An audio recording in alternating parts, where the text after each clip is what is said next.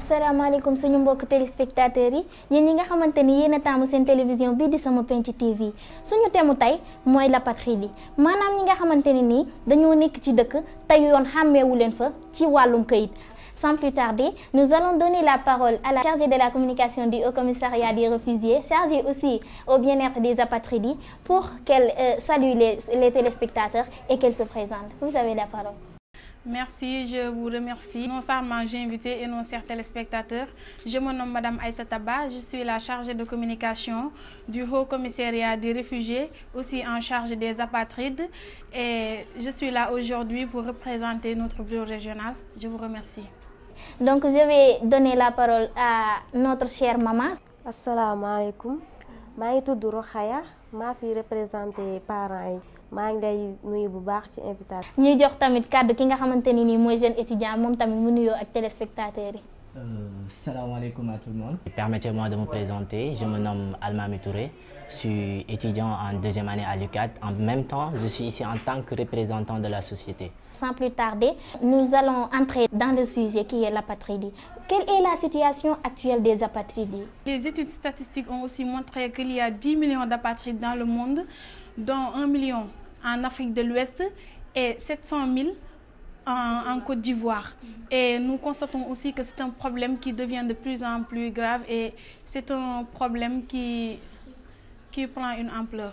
Merci pour ces informations de haute importance. Donc nous allons laisser la parole à notre cher parent. Man de su ma gisee apatride daf may metti trop ndax damay xam ne samay moroomu waajur ñooy négliger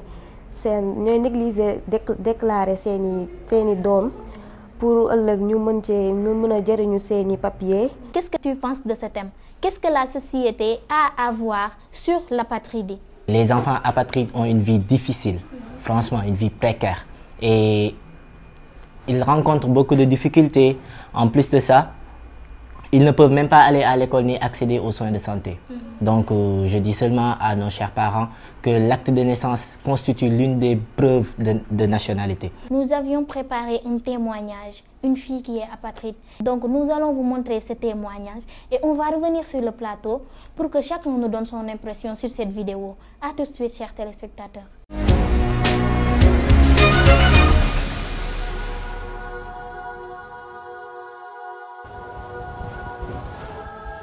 Kalista laa tudd maa ngi jógee Laxyam kii tëdd nii sama yaay la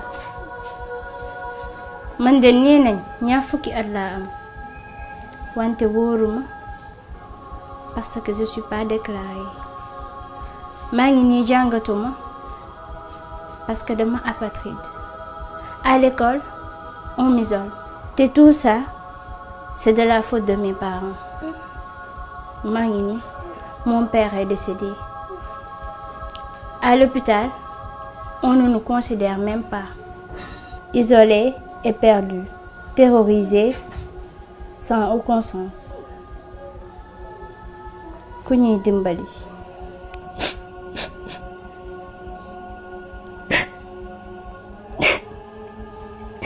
Kenn moo ñu dimbali.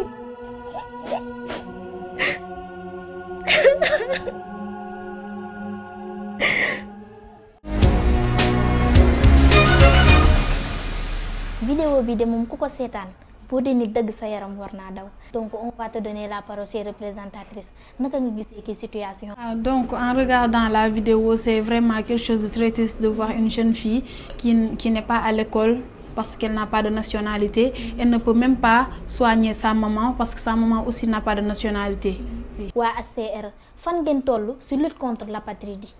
Donc la lutte contre l'apatride est en train de faire un pas car après la déclaration en Abidjan en 2015, un plan d'action a été signé par les ministres de la CEDEAO pour s'entendre sur des mesures autour des mesures concrètes pour enfin de mettre fin à la situation d'apatride. Donc je vais donner la parole aux jeunes étudiants pour qu'ils nous disent son impression en tant que jeune. Qu'est-ce qu'il sent quand il voit un jeune de son âge qui est apatride, qui ne peut rien faire, qui a des rêves qui sont bafoués? Permettez-moi de vous exprimer toute une désolation, toute une tristesse et tout un regret de voir une jeune fille de son âge qui vit ceci. Franchement, c'est vraiment difficile car elle l'a si bien dit. Qu'est-ce qu'elle va devenir? C'est vraiment important. Il faut que les parents pensent à l'avenir de leurs enfants. Et quel est ton mot de la fin? Donc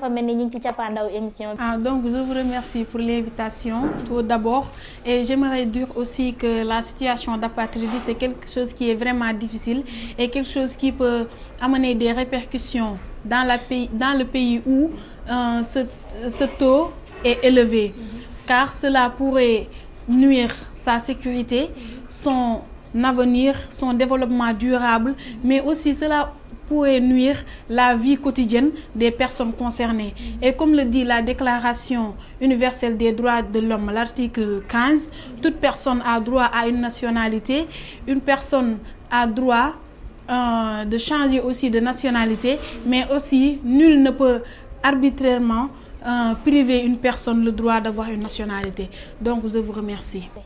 Merci beaucoup pour les informations de haute importance qu'elle a données. Di leen jox dig daje ci beneen émission ak yeneen itam yeneen i invité ndax su yoon jeexul rek waaxu sil du jeex.